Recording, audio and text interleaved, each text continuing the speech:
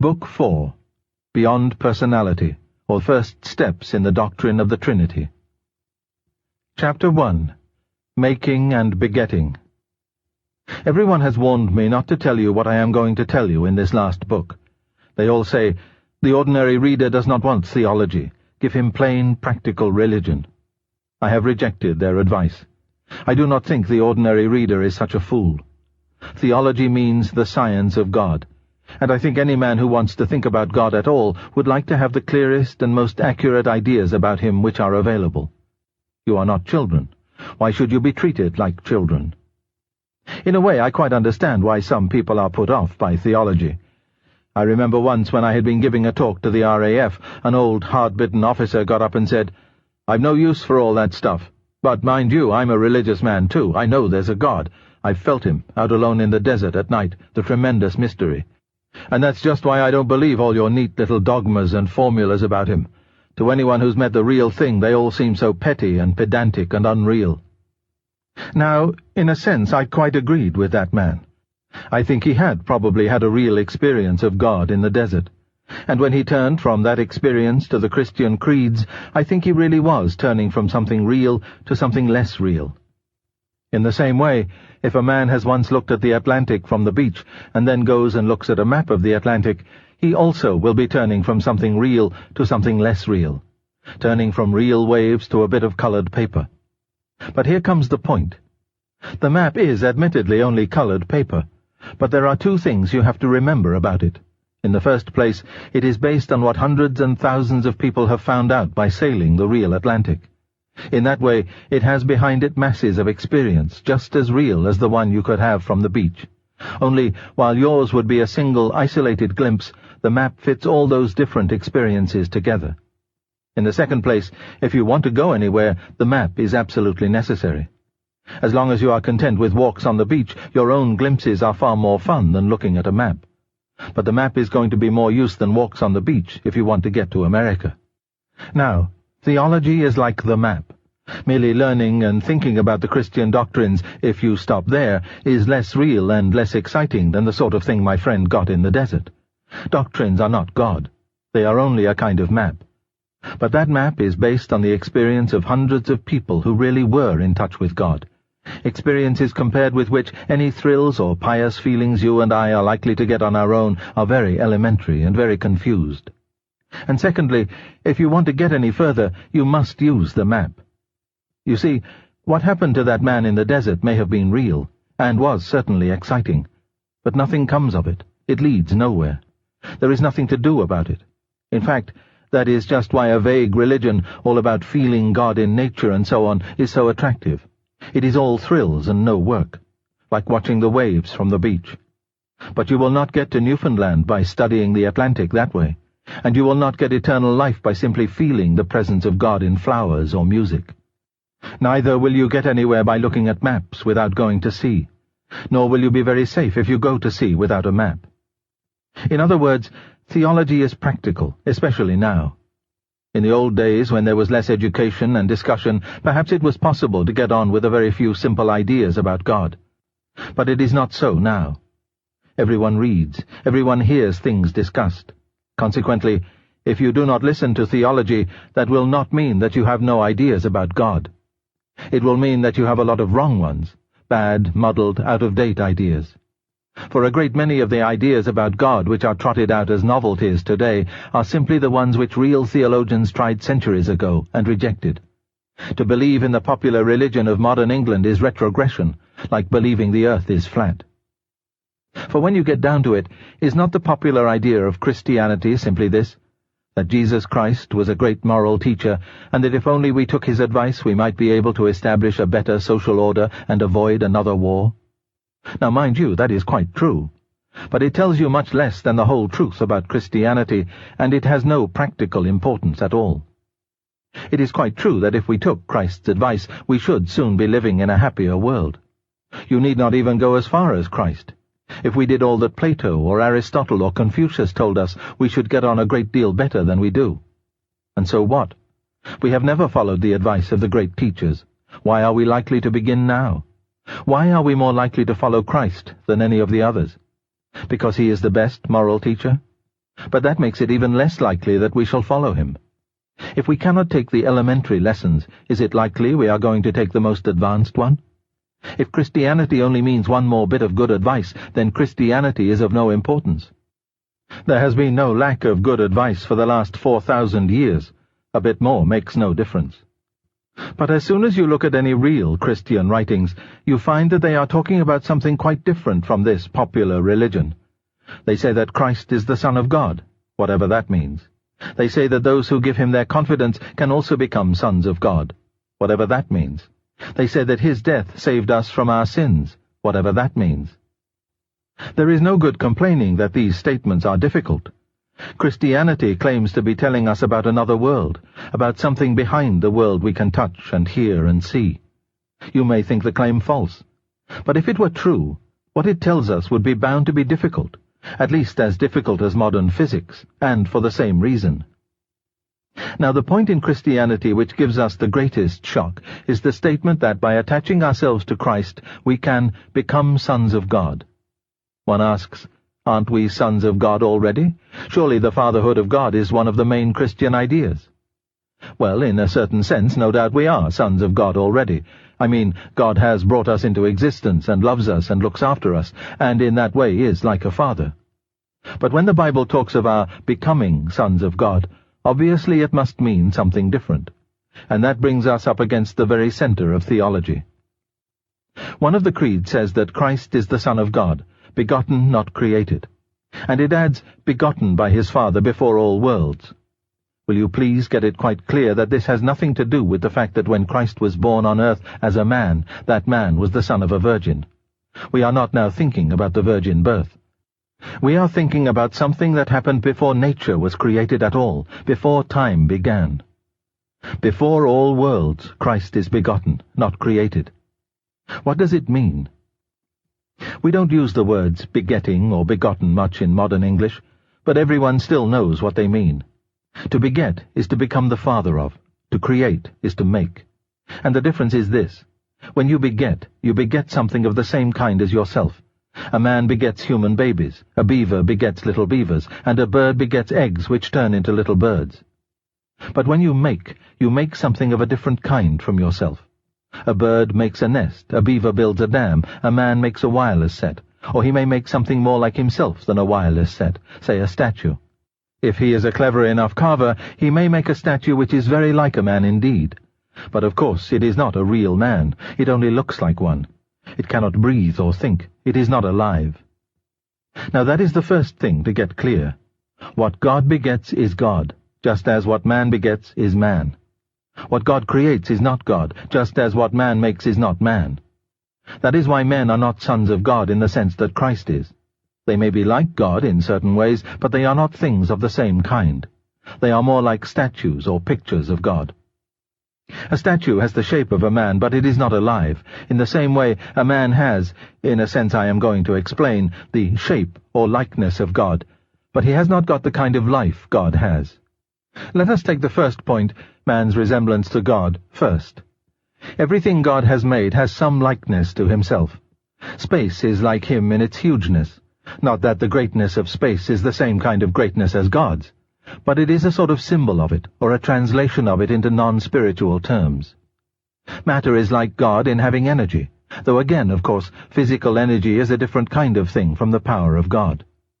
The vegetable world is like him because it is alive, and he is the living God. But life, in this biological sense, is not the same as the life there is in God. It is only a kind of symbol or shadow of it. When we come on to the animals, we find other kinds of resemblance in addition to biological life. The intense activity and fertility of the insects, for example, is a first dim resemblance to the unceasing activity and the creativeness of God. In the higher mammals, we get the beginnings of instinctive affection. That is not the same thing as the love that exists in God, but it is like it, rather in the way that a picture drawn on a flat piece of paper can nevertheless be like a landscape. When we come to man, the highest of the animals, we get the completest resemblance to God which we know of. There may be creatures in other worlds who are more like God than man is, but we do not know about them. Man not only lives, but loves and reasons. Biological life reaches its highest known level in him. But what man, in his natural condition, has not got is spiritual life, the higher and different sort of life that exists in God. We use the same word, life, for both, but if you thought that both must therefore be the same sort of thing, that would be like thinking that the greatness of space and the greatness of God were the same sort of greatness. In reality, the difference between biological life and spiritual life is so important that I am going to give them two distinct names. The biological sort, which comes to us through nature, and which, like everything else in nature, is always tending to run down and decay so that it can only be kept up by incessant subsidies from nature in the form of air, water, food, etc., is bios. The spiritual life which is in God from all eternity, and which made the whole natural universe, is Zoe. Bios has, to be sure, a certain shadowy or symbolic resemblance to Zoe, but only the sort of resemblance there is between a photo and a place, or a statue and a man. A man who changed from having Bios to having Zoe would have gone through as big a change as a statue which changed from being a carved stone to being a real man. And that is precisely what Christianity is about. This world is a great sculptor's shop. We are the statues, and there is a rumor going round the shop that some of us are some day going to come to life. Chapter 2. The Three-Personal God. The last chapter was about the difference between begetting and making. A man begets a child, but he only makes a statue. God begets Christ, but he only makes men. But by saying that, I have illustrated only one point about God, namely that what God the Father begets is God, something of the same kind as himself. In that way, it is like a human father begetting a human son, but not quite like it. So I must try to explain a little more. A good many people nowadays say, I believe in a God, but not in a personal God. They feel that the mysterious something which is behind all other things must be more than a person. Now the Christians quite agree, but the Christians are the only people who offer any idea of what a being that is beyond personality could be like. All the other people, though they say that God is beyond personality, really think of him as something impersonal, that is, as something less than personal. If you are looking for something superpersonal, something more than a person, then it is not a question of choosing between the Christian idea and the other ideas. The Christian idea is the only one on the market. Again, some people think that after this life, or perhaps after several lives, human souls will be absorbed into God. But when they try to explain what they mean, they seem to be thinking of our being absorbed into God as one material thing is absorbed into another. They say it is like a drop of water slipping into the sea. But of course, that is the end of the drop. If that is what happens to us, then being absorbed is the same as ceasing to exist. It is only the Christians who have any idea of how human souls can be taken into the life of God and yet remain themselves. In fact, be very much more themselves than they were before. I warned you that theology is practical. The whole purpose for which we exist is to be thus taken into the life of God. Wrong ideas about what that life is will make it harder. And now, for a few minutes, I must ask you to follow rather carefully. You know that in space you can move in three ways, to left or right, backwards or forwards, up or down. Every direction is either one of these three or a compromise between them. They are called the three dimensions. Now notice this. If you are using only one dimension, you could draw only a straight line. If you are using two, you could draw a figure, say a square. And a square is made up of 4 straight lines. Now a step further. If you have 3 dimensions, you can then build what we call a solid body, say a cube, a thing like a dice or a lump of sugar. And a cube is made up of 6 squares. Do you see the point? A world of 1 dimension would be a straight line.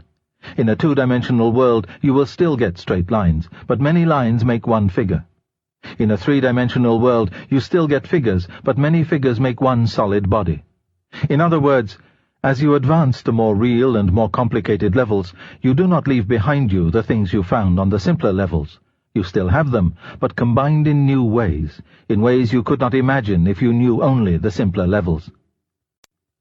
Now, the Christian account of God involves just the same principle. The human level is a simple and rather empty level. On the human level, one person is one being, and any 2 persons are 2 separate beings. Just as, in 2 dimensions, say on a flat sheet of paper, 1 square is 1 figure, and any 2 squares are 2 separate figures. On the divine level, you still find personalities, But up there you find them combined in new ways which we, who do not live on that level, cannot imagine. In God's dimension, so to speak, you find a being who is 3 persons while remaining 1 being, just as a cube is 6 squares while remaining 1 cube. Of course, we cannot fully conceive a being like that, just as, if we were so made that we perceived only 2 dimensions in space, we could never properly imagine a cube. But we can get a sort of faint notion of it. And when we do, we are then, for the first time in our lives, getting some positive idea, however faint, of something super-personal, something more than a person. It is something we could never have guessed, and yet, once we have been told, one almost feels one ought to have been able to guess it, because it fits in so well with all the things we know already. You may ask, if we cannot imagine a 3-personal being, what is the good of talking about him? Well, there isn't any good talking about him. The thing that matters is being actually drawn into that 3-personal life, and that may begin any time, tonight if you like. What I mean is this. An ordinary, simple Christian kneels down to say his prayers. He is trying to get into touch with God. But if he is a Christian, he knows that what is prompting him to pray is also God, so to speak, inside him. But he also knows that all his real knowledge of God comes through Christ, the man who was God, that Christ is standing beside him, helping him to pray, praying for him. You see what is happening. God is the thing to which he is praying, the goal he is trying to reach. God is also the thing inside him which is pushing him on, the motive power. God is also the road or bridge along which he is being pushed to that goal. So that the whole 3-fold life of the 3-personal being is actually going on in that ordinary little bedroom where an ordinary man is saying his prayers. The man is being caught up into the higher kind of life, what I call Zoe, or spiritual life. He is being pulled into God, by God, while still remaining himself. And that is how theology started. People already knew about God in a vague way. Then came a man who claimed to be God, and yet he was not the sort of man you could dismiss as a lunatic. He made them believe him. They met him again after they had seen him killed. And then, after they had been formed into a little society or community, they found God somehow inside them as well, directing them, making them able to do things they could not do before. And when they worked it all out, they found they had arrived at the Christian definition of the 3-personal God. This definition is not something we have made up. Theology is, in a sense, experimental knowledge. It is the simple religions that are the made-up ones. When I say it is an experimental science, in a sense, I mean that it is like the other experimental sciences in some ways, but not in all. If you are a geologist studying rocks, you have to go and find the rocks. They will not come to you. And if you go to them, they cannot run away. The initiative lies all on your side. They cannot either help or hinder. But suppose you are a zoologist and want to take photos of wild animals in their native haunts. That is a bit different from studying rocks. The wild animals will not come to you, but they can run away from you. Unless you keep very quiet, they will. There is beginning to be a tiny little trace of initiative on their side. Now a stage higher. Suppose you want to get to know a human person. If he is determined not to let you, you will not get to know him. You have to win his confidence. In this case, the initiative is equally divided. It takes 2 to make a friendship. When you come to knowing God, the initiative lies on his side. If he does not show himself, nothing you can do will enable you to find him. And, in fact, he shows much more of himself to some people than to others, not because he has favorites, but because it is impossible for him to show himself to a man whose whole mind and character are in the wrong condition. Just as sunlight, though it has no favorites, cannot be reflected in a dusty mirror as clearly as a clean one. You can put this another way by saying that while in other sciences the instruments you use are things external to yourself, things like microscopes and telescopes, the instrument through which you see God is your whole self. And if a man's self is not kept clean and bright, his glimpse of God will be blurred, like the moon seen through a dirty telescope. That is why horrible nations have horrible religions. They have been looking at God through a dirty lens. God can show himself as he really is only to real men, and that means not simply to men who are individually good, but to men who are united together in a body, loving one another, helping one another, showing him to one another. For that is what God meant humanity to be like players in one band or organs in one body. Consequently, the one really adequate instrument for learning about God is the whole Christian community, waiting for him together. Christian brotherhood is, so to speak, the technical equipment for this science, the laboratory outfit. That is why all these people who turn up every few years with some patent simplified religion of their own as a substitute for the Christian tradition are really wasting time. Like a man who has no instrument but a pair of old field glasses setting out to put all the real astronomers right. He may be a clever chap, he may be cleverer than some of the real astronomers, but he is not giving himself a chance. And 2 years later, everyone has forgotten all about him, but the real science is going on. If Christianity was something we were making up, of course we could make it easier, but it is not. We cannot compete in simplicity with people who are inventing religions. How could we? We are dealing with fact. Of course, anyone can be simple if he has no facts to bother about. Chapter 3. Time and Beyond Time. It is a very silly idea that in reading a book you must never skip. All sensible people skip freely when they come to a chapter which they find is going to be no use to them. In this chapter, I am going to talk about something which may be helpful to some readers, but which may seem to others merely an unnecessary complication. If you are one of the second sort of readers, then I advise you not to bother about this chapter at all, but to turn on to the next. In the last chapter, I had to touch on the subject of prayer, and while that is still fresh in your mind and my own, I should like to deal with the difficulty that some people find about the whole idea of prayer. A man put it to me by saying, "I can believe in God all right, but what I cannot swallow is the idea of him attending to several 100 million human beings who are all addressing him at the same moment." And I have found that quite a lot of people feel this. Now, the first thing to notice is that the whole sting of it comes in the words, "at the same moment." Most of us can imagine God attending to any number of applicants if only they came one by one, and he had an endless time to do it in. So what is really at the back of this difficulty is the idea of God having to fit too many things into one moment of time. Well, that is, of course, what happens to us. Our life comes to us moment by moment. One moment disappears before the next comes along, and there is room for very little in each. That is what time is like. And of course you and I tend to take it for granted that this time series, this arrangement of past, present, and future, is not simply the way life comes to us, but the way all things really exist. We tend to assume that the whole universe and God himself are always moving on from past to future, just as we do. But many learned men do not agree with that. It was the theologians who first started the idea that some things are not in time at all. Later the philosophers took it over, and now some of the scientists are doing the same. Almost certainly God is not in time. His life does not consist of moments following one another. If 1 million people are praying to him at 10:30 tonight, he need not listen to them all in that one little snippet which we call 10:30. 10:30 and every other moment from the beginning of the world is always the present for him. If you like to put it that way, he has all eternity in which to listen to the split second of prayer put up by a pilot as his plane crashes in flames. That is difficult, I know. Let me try to give something, not the same, but a bit like it. Suppose I am writing a novel. I write, "Mary laid down her work." Next moment came a knock at the door. For Mary, who has to live in the imaginary time of my story, there is no interval between putting down the work and hearing the knock. But I, who am Mary's maker, do not live in that imaginary time at all. Between writing the first half of that sentence and the second, I might sit down for 3 hours and think steadily about Mary.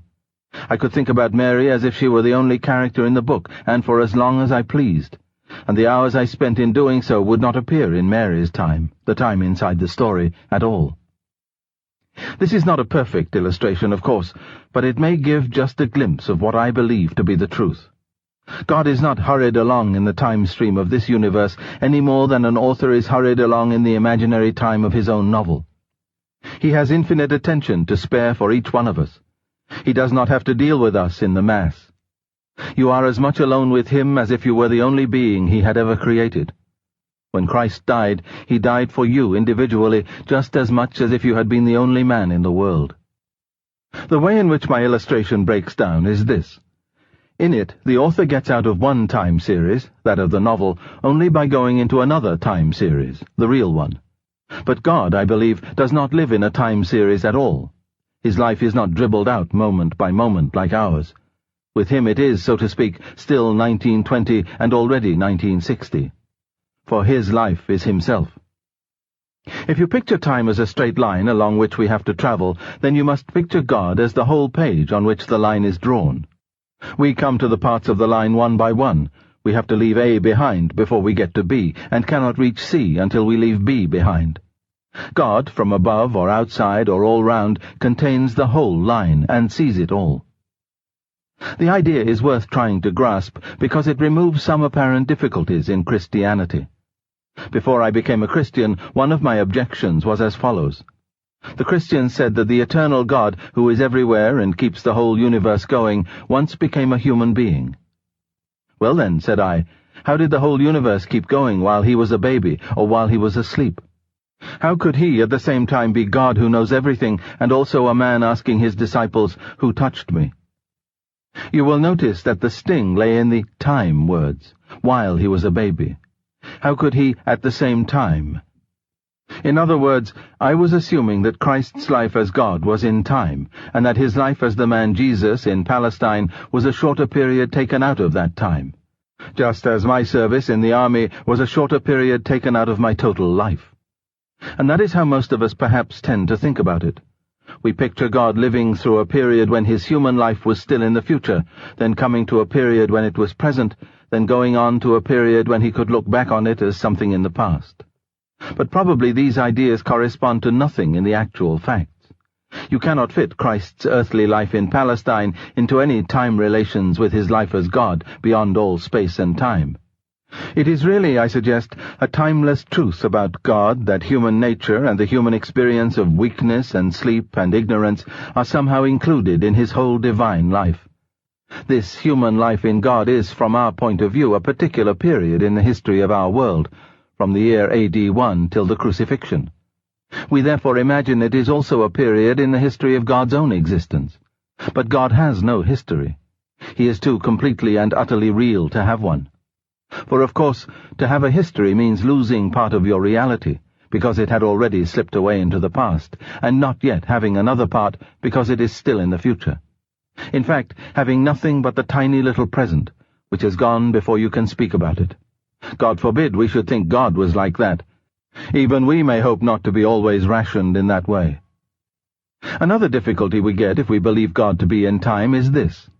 Everyone who believes in God at all believes that he knows what you and I are going to do tomorrow. But if he knows I am going to do so-and-so, how can I be free to do otherwise? Well, here once again, the difficulty comes from thinking that God is progressing along the timeline like us, the only difference being that he can see ahead and we cannot. Well, if that were true, if God foresaw our acts, it would be very hard to understand how we could be free not to do them. But suppose God is outside and above the timeline. In that case, what we call tomorrow is visible to him in just the same way as what we call today. All the days are now for him. He does not remember you doing things yesterday, he simply sees you doing them, because though you have lost yesterday, he has not. He does not foresee you doing things tomorrow, he simply sees you doing them, because though tomorrow is not yet there for you, it is for him. You never supposed that your actions at this moment were any less free because God knows what you are doing. Well, he knows your tomorrow's actions in just the same way because he is already in tomorrow and can simply watch you. In a sense, he does not know your action till you have done it, but then the moment at which you have done it is already now for him. This idea has helped me a good deal. If it does not help you, leave it alone. It is a Christian idea, in the sense that great and wise Christians have held it, and there is nothing in it contrary to Christianity. But it is not in the Bible or any of the creeds. You can be a perfectly good Christian without accepting it, or indeed without thinking of the matter at all. Chapter 4. Good Infection. I begin this chapter by asking you to get a certain picture clear in your minds. Imagine two books lying on a table, one on top of the other. Obviously, the bottom book is keeping the other one up, supporting it. It is because of the underneath book that the top one is resting, say, 2 inches from the surface of the table, instead of touching the table. Let us call the underneath book A and the top one B. The position of A is causing the position of B. That is clear? Now let us imagine, it could not really happen, of course, but it will do for an illustration. Let us imagine that both books have been in that position forever and ever. In that case, B's position would always have been resulting from A's position. But all the same, A's position would not have existed before B's position. In other words, the result does not come after the cause. Of course, results usually do. You eat the cucumber first and have the indigestion afterwards. But it is not so with all causes and results. You will see in a moment why I think this important. I said a few pages back that God is a being which contains 3 persons while remaining one being, just as a cube contains 6 squares while remaining one body. But as soon as I begin trying to explain how these persons are connected, I have to use words which make it sound as if one of them was there before the others. The first person is called the Father, and the second the Son. We say that the first begets or produces the second. We call it begetting, not making, because what he produces is of the same kind as himself. In that way, the word Father is the only word to use. But unfortunately, it suggests that he is there first, just as a human father exists before his son. But that is not so. There is no before or after about it. And that is why I have spent some time trying to make clear how one thing can be the source or cause or origin of another without being there before it. The Son exists because the Father exists, but there never was a time before the Father produced the Son. Perhaps the best way to think of it is this. I asked you just now to imagine those 2 books, and probably most of you did. That is, you made an act of imagination, and as a result you had a mental picture. Quite obviously your act of imagining was the cause, and the mental picture the result. But that does not mean that you first did the imagining and then got the picture. The moment you did it, the picture was there. Your will was keeping the picture before you all the time. Yet that act of will and the picture began at exactly the same moment and ended at the same moment. If there were a being who had always existed and had always been imagining one thing, his act would always have been producing a mental picture. But the picture would be just as eternal as the act. In the same way, we must think of the Son always, so to speak, streaming forth from the Father, like light from a lamp, or heat from a fire, or thoughts from a mind. He is the self-expression of the Father, what the Father has to say. And there never was a time when he was not saying it. But have you noticed what is happening? All these pictures of light or heat are making it sound as if the Father and Son were 2 things instead of 2 persons.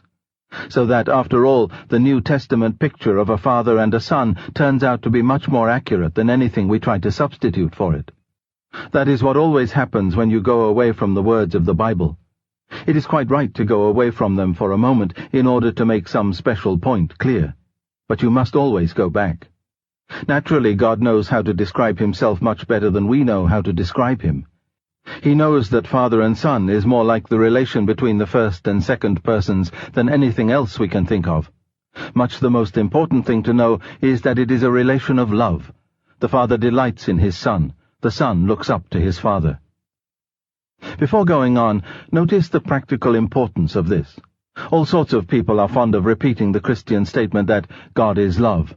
But they seem not to notice that the words God is love have no real meaning unless God contains at least 2 persons.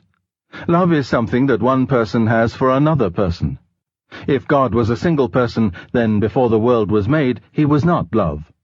Of course, what these people mean when they say that God is love is often something quite different. They really mean love is God. They really mean that our feelings of love, however and wherever they arise, and whatever results they produce, are to be treated with great respect. Perhaps they are, but that is something quite different from what Christians mean by the statement, God is love. They believe that the living, dynamic activity of love has been going on in God forever and has created everything else.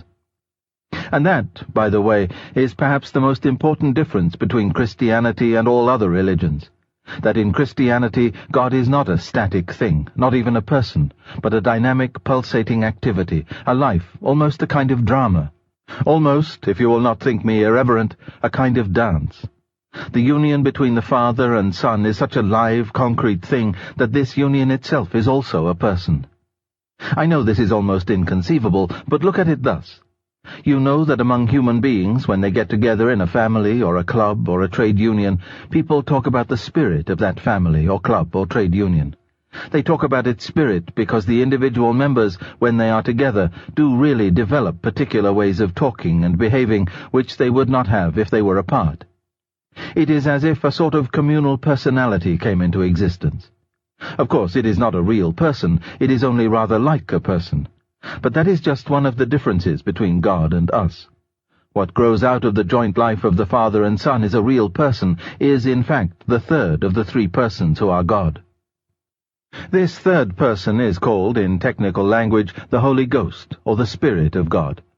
Do not be worried or surprised if you find it, or him, rather vague or more shadowy in your mind than the other two. I think there is a reason why that must be so. In the Christian life you are not usually looking at him. He is always acting through you. If you think of the Father as something out there in front of you, and of the Son as someone standing at your side, helping you to pray, trying to turn you into another son, then you have to think of the third person as something inside you or behind you. Perhaps some people might find it easier to begin with the third person and work backwards. God is love, and that love works through men, especially through the whole community of Christians. But this spirit of love is, from all eternity, a love going on between the Father and Son. And now, what does it all matter? It matters more than anything else in the world. The whole dance or drama or pattern of this three-personal life is to be played out in each one of us, or, putting it the other way round, each one of us has got to enter that pattern, take his place in that dance. There is no other way to the happiness for which we were made. Good things as well as bad, you know, are caught by a kind of infection. If you want to get warm, you must stand near the fire. If you want to be wet, you must get into the water. If you want joy, power, peace, eternal life, you must get close to, or even into, the thing that has them. They are not a sort of prizes which God could, if he chose, just hand out to anyone. They are a great fountain of energy and beauty, spurting up at the very center of reality. If you are close to it, the spray will wet you. If you are not, you will remain dry. Once a man is united to God, how could he not live forever? Once a man is separated from God, what can he do but wither and die? But how is he to be united to God? How is it possible for us to be taken into the three-personal life? You remember what I said in chapter 1 about begetting and making. We are not begotten by God, we are only made by him.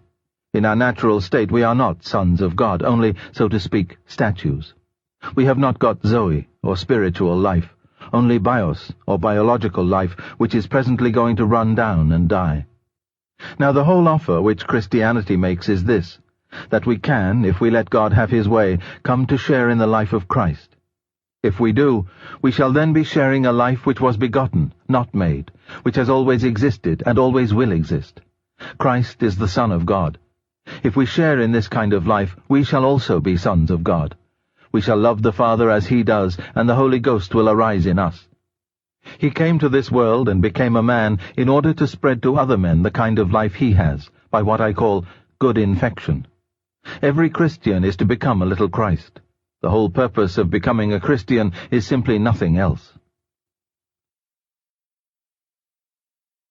Chapter 5. The Obstinate Toy Soldiers. The Son of God became a man to enable men to become sons of God. We do not know, anyway, I do not know, how things would have worked if the human race had never rebelled against God and joined the enemy. Perhaps every man would have been in Christ, would have shared the life of the Son of God from the moment he was born. Perhaps the bios, or natural life, would have been drawn up into the Zoe, the uncreated life, at once and as a matter of course. But that is guesswork. You and I are concerned with the way things work now. And the present state of things is this. The two kinds of life are now not only different, they would always have been that, but actually opposed. The natural life in each of us is something self-centered, something that wants to be petted and admired, to take advantage of other lives, to exploit the whole universe. And especially it wants to be left to itself, to keep well away from anything better or stronger or higher than it, anything that might make it feel small. It is afraid of the light and air of the spiritual world, just as people who have been brought up to be dirty are afraid of a bath. And in a sense it is quite right. It knows that if the spiritual life gets hold of it, all its self-centeredness and self-will are going to be killed, and it is ready to fight tooth and nail to avoid that. Did you ever think when you were a child what fun it would be if your toys could come to life? Well, suppose you could really have brought them to life. Imagine turning a tin soldier into a real little man. It would involve turning the tin into flesh. And suppose the tin soldier did not like it. He is not interested in flesh. All he sees is that the tin is being spoiled. He thinks you are killing him. He will do everything he can to prevent you. He will not be made into a man if he can help it. What you would have done about that tin soldier I do not know. But what God did about us was this. The second person in God, the Son, became human himself, was born into the world as an actual man, a real man of a particular height, with hair of a particular color, speaking a particular language, weighing so many stone. The eternal being, who knows everything and who created the whole universe, became not only a man, but, before that, a baby, and before that, a fetus inside a woman's body. If you want to get the hang of it, think how you would like to become a slug or a crab. The result of this was that you now had one man who really was what all men were intended to be. One man in whom the created life, derived from his mother, allowed itself to be completely and perfectly turned into the begotten life. The natural human creature in him was taken up fully into the divine Son. Thus, in one instance, humanity had, so to speak, arrived, had passed into the life of Christ. And because the whole difficulty for us is that the natural life has to be, in a sense, killed, he chose an earthly career which involved the killing of his human desires at every turn. Poverty, misunderstanding from his own family, betrayal by one of his intimate friends, being jeered at and manhandled by the police, and execution by torture. And then, after being thus killed every day in a sense, the human creature in him, because it was united to the divine Son, came to life again. The man in Christ rose again, not only the God. That is the whole point.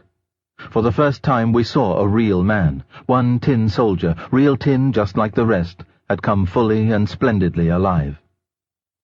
And here, of course, we come to the point where my illustration about the tin soldier breaks down. In the case of real tin soldiers or statues, if one came to life, it would obviously make no difference to the rest. They are all separate. But human beings are not. They look separate because you see them walking about separately. But then, we are so made that we can see only the present moment. If we could see the past, then of course it would look different. For there was a time when every man was part of his mother, and, earlier still, part of his father as well. And when they were part of his grandparents. If you could see humanity spread out in time as God sees it, it would not look like a lot of separate things dotted about. It would look like one single growing thing, rather like a very complicated tree. Every individual would appear connected with every other, and not only that. Individuals are not really separate from God any more than from one another. Every man, woman, and child all over the world is feeling and breathing at this moment only because God, so to speak, is keeping him going. Consequently, when Christ becomes man, it is not really as if you could become one particular tin soldier. It is as if something which is always affecting the whole human mass begins, at one point, to affect that whole human mass in a new way. From that point, the effect spreads through all mankind. It makes a difference to people who lived before Christ as well as to people who lived after him. It makes a difference to people who have never heard of him. It is like dropping into a glass of water one drop of something which gives a new taste or a new color to the whole lot. But, of course, none of these illustrations really works perfectly. In the long run, God is no one but himself, and what he does is like nothing else. You could hardly expect it to be. What, then, is the difference which he has made to the whole human mass? It is just this, that the business of becoming a son of God, of being turned from a created thing into a begotten thing, of passing over from the temporary biological life into timeless spiritual life, has been done for us. Humanity is already saved, in principle. We individuals have to appropriate that salvation. But the really tough work, the bit we could not have done for ourselves, has been done for us. We have not got to try to climb up the spiritual life by our own efforts. It has already come down into the human race. If we will only lay ourselves open to the one man in whom it was fully present, and who, in spite of being God, is also a real man, he will do it in us and for us. Remember what I said about good infection. One of our own race has this new life. If we get close to him, we shall catch it from him. Of course, you can express this in all sorts of different ways. You can say that Christ died for our sins. You may say that the Father has forgiven us because Christ has done for us what we ought to have done. You may say that we are washed in the blood of the Lamb. You may say that Christ has defeated death. They are all true. If any of them do not appeal to you, leave it alone and get on with the formula that does. And, whatever you do not start quarreling with other people because they use a different formula from yours. Chapter 6. 2 notes. In order to avoid misunderstanding, I here add notes on 2 points arising out of the last chapter. 1. One sensible critic wrote asking me why, if God wanted sons instead of toy soldiers, he did not beget many sons at the outset, instead of first making toy soldiers and then bringing them to life by such a difficult and painful process. One part of the answer to this question is fairly easy. The other part is probably beyond all human knowledge. The easy part is this. The process of being turned from a creature into a son would not have been difficult or painful if the human race had not turned away from God centuries ago. They were able to do this because he gave them free will. He gave them free will because a world of mere automata could never love, and therefore never know infinite happiness. The difficult part is this. All Christians are agreed that there is, in the full and original sense, only one Son of God. If we insist on asking, but could there have been many, we find ourselves in very deep water. Have the words could have been any sense at all when applied to God? You can say that one particular finite thing could have been different from what it is, because it would have been different if something else had been different, and the something else would have been different if some third thing had been different, and so on. The letters on this page would have been red if the printer had used red ink, and he would have used red ink if he had been instructed to, and so on. But when you are talking about God, that is, about the rock-bottom, irreducible fact on which all other facts depend, it is nonsensical to ask if it could have been otherwise. It is what it is, and there is an end of the matter. But quite apart from this, I find a difficulty about the very idea of the Father begetting many sons from all eternity. In order to be many, they would have to be somehow different from one another. 2 pennies have the same shape. How are they 2? By occupying different places and containing different atoms. In other words, to think of them as different, we have had to bring in space and matter. In fact, we have had to bring in nature, or the created universe. I can understand the distinction between the Father and the Son without bringing in space or matter, because the one begets and the other is begotten. The Father's relation to the Son is not the same as the Son's relation to the Father. But if there were several sons, they would all be related to one another and to the Father in the same way. How would they differ from one another? One does not notice the difficulty at first, of course. One thinks one can form the idea of several sons. But when I think closely, I find that the idea seemed possible only because I was vaguely imagining them as human forms standing about together in some kind of space. In other words, though I pretended to be thinking about something that exists before any universe was made, I was really smuggling in the picture of a universe and putting that something inside it. When I stop doing that and still try to think of the Father begetting many sons before all worlds, I find I am not really thinking of anything. The idea fades away into mere words. Was nature, space and time and matter created precisely in order to make manyness possible? Is there perhaps no other way of getting many eternal spirits except by first making many natural creatures in a universe and then spiritualizing them? But of course this is all guesswork. 2. The idea that the whole human race is, in a sense, one thing, one huge organism, like a tree, must not be confused with the idea that individual differences do not matter, or that real people, Tom and Nobby and Kate, are somehow less important than collective things like classes, races, and so forth. Indeed, the 2 ideas are opposites. Things which are part of a single organism may be very different from one another. Things which are not may be very alike. 6 pennies are quite separate and very alike. My nose and my lungs are very different, but they are only alive at all because they are parts of my body and share its common life. Christianity thinks of human individuals not as mere members of a group or items in a list, but as organs in a body, different from one another and each contributing what no other could. When you find yourself wanting to turn your children or pupils or even your neighbors into people exactly like yourself, remember that God probably never meant them to be that. You and they are different organs, intended to do different things.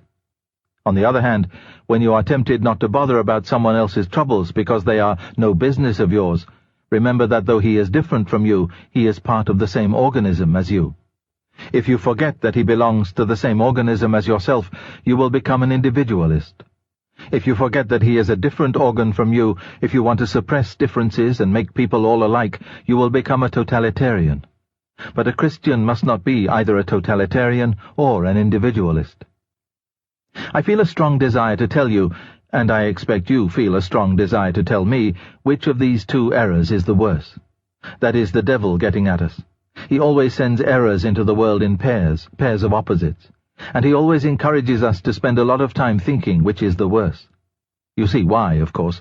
He relies on your extra dislike of the one error to draw you gradually into the opposite one. But do not let us be fooled. We have to keep our eyes on the goal and go straight through between both errors. We have no other concern than that with either of them. Chapter 7. Let's Pretend. May I once again start by putting two pictures, or two stories rather, into your minds? One is the story you have all read called Beauty and the Beast. The girl, you remember, had to marry a monster for some reason, and she did. She kissed it as if it were a man, and then, much to her relief, it really turned into a man, and all went well. The other story is about someone who had to wear a mask which made him look much nicer than he really was.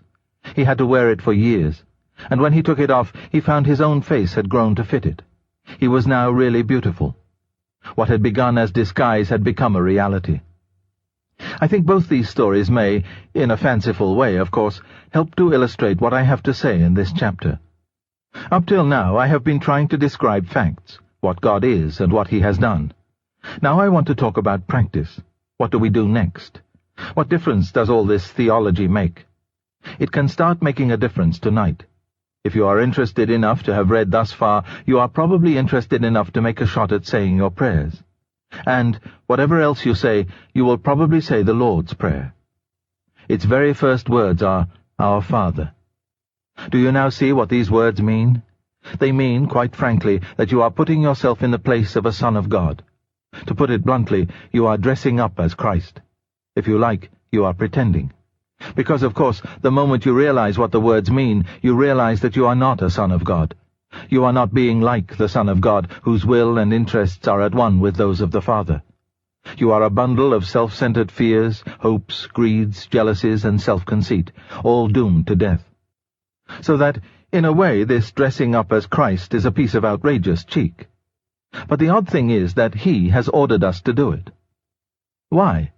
What is the good of pretending to be what you are not? Well, even on the human level, you know, there are two kinds of pretending. There is a bad kind, where the pretense is there instead of the real thing, as when a man pretends he is going to help you instead of really helping you. But there is also a good kind, where the pretense leads up to the real thing. When you are not feeling particularly friendly, but know you ought to be, the best thing you can do, very often, is to put on a friendly manner and behave as if you were a nicer person than you actually are. And in a few minutes, as we have all noticed, you will be really feeling friendlier than you were. Very often, the only way to get a quality in reality is to start behaving as if you had it already. That is why children's games are so important. They are always pretending to be grown-ups, playing soldiers, playing shop. But all the time they are hardening their muscles and sharpening their wits, so that the pretense of being grown up helps them to grow up in earnest. Now, the moment you realize, here I am dressing up as Christ, it is extremely likely that you will see at once some way in which at that very moment the pretense could be made less of a pretense and more of a reality. You will find several things going on in your mind which would not be going on there if you were really a son of God. Well, stop them. Or you may realize that, instead of saying your prayers, you ought to be downstairs writing a letter, or helping your wife to wash up. Well, go and do it. You see what is happening. The Christ himself, the Son of God, who is man just like you, and God, just like his Father, is actually at your side, and is already at that moment beginning to turn your pretense into a reality. This is not merely a fancy way of saying that your conscience is telling you what to do. If you simply ask your conscience, you get one result. If you remember that you are dressing up as Christ, you get a different one. There are lots of things which your conscience might not call definitely wrong, especially things in your mind, but which you will see at once you cannot go undoing if you are seriously trying to be like Christ. For you are no longer thinking simply about right and wrong. You are trying to catch the good infection from a person. It is more like painting a portrait than obeying a set of rules. And the odd thing is that while in one way it is much harder than keeping rules, in another way it is far easier. The real Son of God is at your side. He is beginning to turn you into the same kind of thing as himself. He is beginning, so to speak, to inject his kind of life and thought, his Zoe, into you, beginning to turn the tin soldier into a live man. The part of you that does not like it is the part that is still tin. Some of you may feel that this is very unlike your own experience. You may say, I've never had the sense of being helped by an invisible Christ, but I often have been helped by other human beings. That is rather like the woman in the First War who said that if there were a bread shortage, it would not bother her house, because they always ate toast. If there is no bread, there will be no toast. If there were no help from Christ, there would be no help from other human beings. He works on us in all sorts of ways, not only through what we think our religious life. He works through nature, through our own bodies, through books, sometimes through experiences which seem, at the time, anti-Christian. When a young man who has been going to church in a routine way honestly realizes that he does not believe in Christianity and stops going, provided he does it for honesty's sake and not just to annoy his parents, the Spirit of Christ is probably nearer to him then than it ever was before. But above all, he works on us through each other. Men are mirrors or carriers of Christ to other men, sometimes unconscious carriers. This good infection can be carried by those who have not got it themselves. People who were not Christians themselves helped me to Christianity. But usually it is those who know him that bring him to others. That is why the church, the whole body of Christians showing him to one another, is so important. You might say that when two Christians are following Christ together, there is not twice as much Christianity as when they are apart, but 16 times as much. But do not forget this. At first, it is natural for a baby to take its mother's milk without knowing its mother. It is equally natural for us to see the man who helps us without seeing Christ behind him. But we must not remain babies. We must go on to recognize the real giver. It is madness not to. Because if we do not, we shall be relying on human beings, and that is going to let us down. The best of them will make mistakes. All of them will die. We must be thankful to all the people who have helped us. We must honor them and love them. But never, never pin your whole faith on any human being, not if he is the best and wisest in the whole world. There are lots of nice things you can do with sand, but do not try building a house on it. And now we begin to see what it is that the New Testament is always talking about.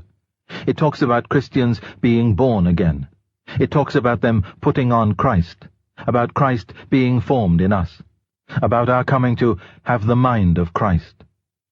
Put right out of your head the idea that these are only fancy ways of saying that Christians are to read what Christ said and try to carry it out, as a man may read what Plato or Marx said and try to carry it out. They mean something much more than that. They mean that a real person, Christ, here and now, in that very room where you are saying your prayers, is doing things to you. It is not a question of a good man who died 2,000 years ago. It is a living man, still as much a man as you, and still as much God as he was when he created the world, really coming and interfering with your very self, killing the old natural self in you, and replacing it with the kind of self he has, at first only for moments, then for longer periods. Finally, if all goes well, turning you permanently into a different sort of thing, into a new little Christ, a being which, in its own small way, has the same kind of life as God, which shares in his power, joy, knowledge, and eternity. And soon we make two other discoveries. 1. We begin to notice, besides our particular sinful acts, our sinfulness, begin to be alarmed not only about what we do, about what we are. This may sound rather difficult, so I will try to make it clear from my own case.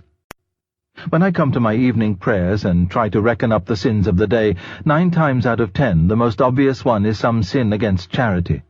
I have sulked, or snapped, or sneered, or snubbed, or stormed. And the excuse that immediately springs to my mind is that the provocation was so sudden and unexpected. I was caught off my guard. I had not time to collect myself. Now that may be an extenuating circumstance as regards those particular acts. They would obviously be worse if they had been deliberate and premeditated.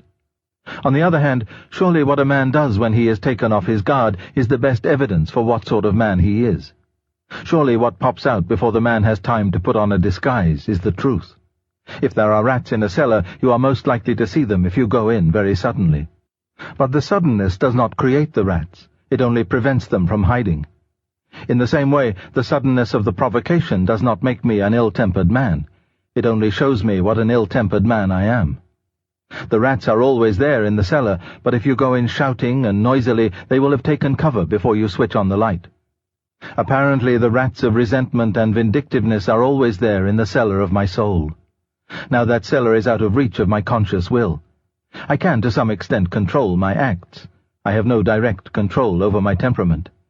And if, as I said before, what we are matters even more than what we do, if indeed what we do matters chiefly as evidence of what we are, then it follows that the change which I most need to undergo is a change that my own direct voluntary efforts cannot bring about. And this applies to my good actions, too. How many of them were done for the right motive? How many for fear of public opinion, or a desire to show off?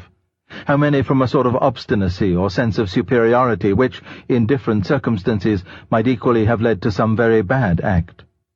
But I cannot, by direct moral effort, give myself new motives. After the first few steps in the Christian life, we realize that everything which really needs to be done in our souls can be done only by God. And that brings us to something which has been very misleading in my language up to now. 2. I have been talking as if it were we who did everything. In reality, of course, it is God who does everything. We, at most, allow it to be done to us. In a sense, you might even say it is God who does the pretending. The three-personal God, so to speak, sees before him, in fact, a self-centered, greedy, grumbling, rebellious human animal. But he says, "Let us pretend that this is not a mere creature, but our Son. It is like Christ in so far as it is a man, for he became a man. Let us pretend that it is also like him in spirit. Let us treat it as if it were what in fact it is not. Let us pretend, in order to make the pretense into a reality. God looks at you as if you were a little Christ. Christ stands beside you to turn you into one." I dare say this idea of a divine make-believe sounds rather strange at first. But is it so strange, really? Is not that how the higher thing always raises the lower? A mother teaches her baby to talk by talking to it as if it understood, long before it really does. We treat our dogs as if they were almost human. That is why they really become almost human in the end. Chapter 8. Is Christianity hard or easy? In the last chapter we were considering the Christian idea of putting on Christ, or first dressing up as a son of God, in order that you may finally become a real son. What I want to make clear is that this is not one among many jobs a Christian has to do, and it is not a sort of special exercise for the top class. It is the whole of Christianity. Christianity offers nothing else at all. And I should like to point out how it differs from ordinary ideas of morality and being good. The ordinary idea which we all have before we become Christians is this. We take as starting point our ordinary self with its various desires and interests. We then admit that something else, call it morality or decent behavior or the good of society, has claims on this self, claims which interfere with its own desires. What we mean by being good is giving in to those claims. Some of the things the ordinary self wanted to do turn out to be what we call wrong. Well, we must give them up. Other things which the self did not want to do turn out to be what we call right. Well, we shall have to do them. But we are hoping all the time that when all the demands have been met, the poor natural self will still have some chance and some time to get on with its own life and do what it likes. In fact, we are very like an honest man paying his taxes. He pays them all right, but he does hope that there will be enough left over for him to live on, because we are still taking our natural self as the starting point. As long as we are thinking that way, one or the other of two results is likely to follow. Either we give up trying to be good, or else we become very unhappy indeed. For make no mistake, if you are really going to try to meet all the demands made on the natural self, it will not have enough left over to live on. The more you obey your conscience, the more your conscience will demand of you, and your natural self, which is thus being starved and hampered and worried at every turn, will get angrier and angrier. In the end, you will either give up trying to be good, or else become one of those people who, as they say, live for others, but always in a discontented, grumbling way, always wondering why the others do not notice it more, and always making a martyr of yourself. And once you have become that, you will be a far greater pest to anyone who has to live with you than you would have been if you had remained frankly selfish. The Christian way is different, harder and easier. Christ says, "Give me all. I don't want so much of your time and so much of your money and so much of your work. I want you. I have not come to torment your natural self, but to kill it. No half measures are any good. I don't want to cut off a branch here and a branch there. I want to have the whole tree down. I don't want to drill the tooth or crown it or stop it, but to have it out. Hand over the whole natural self, all the desires which you think innocent as well as the ones you think wicked, the whole outfit. I will give you a new self instead. In fact, I will give you myself. My own will shall become yours." Both harder and easier than what we are all trying to do. You have noticed, I expect, that Christ himself sometimes describes the Christian way as very hard, sometimes as very easy. He says, "Take up your cross." In other words, it is like going to be beaten to death in a concentration camp. Next minute he says, "My yoke is easy and my burden light." He means both, and one can just see why both are true. Teachers will tell you that the laziest boy in the class is the one who works hardest in the end. They mean this. If you give two boys, say, a proposition in geometry to do, the one who is prepared to take trouble will try to understand it. The lazy boy will try to learn it by heart because, for the moment, that needs less effort. But 6 months later, when they are preparing for an exam, that lazy boy is doing hours and hours of miserable drudgery over things the other boy understands and positively enjoys in a few minutes. Laziness means more work in the long run. Or look at it this way. In a battle, or in mountain climbing, there is often one thing which it takes a lot of pluck to do. But it is also, in the long run, the safest thing to do. If you funk it, you will find yourself, hours later, in far worse danger. The cowardly thing is also the most dangerous thing. It is like that here. The terrible thing, the almost impossible thing, is to hand over your whole self, all your wishes and precautions, to Christ. But it is far easier than what we are all trying to do instead. For what we are trying to do is to remain what we call ourselves, to keep personal happiness as our great aim in life, and yet at the same time be good. We are all trying to let our mind and heart go their own way, centered on money or pleasure or ambition, and hoping, in spite of this, to behave honestly and chastely and humbly. And that is exactly what Christ warned us you could not do. As he said, "A thistle cannot produce figs. If I am a field that contains nothing but grass seed, I cannot produce wheat. Cutting the grass may keep it short, but I shall still produce grass and no wheat. If I want to produce wheat, the change must go deeper than the surface. I must be ploughed up and re-sown." That is why the real problem of the Christian life comes where people do not usually look for it. It comes the very moment you wake up each morning.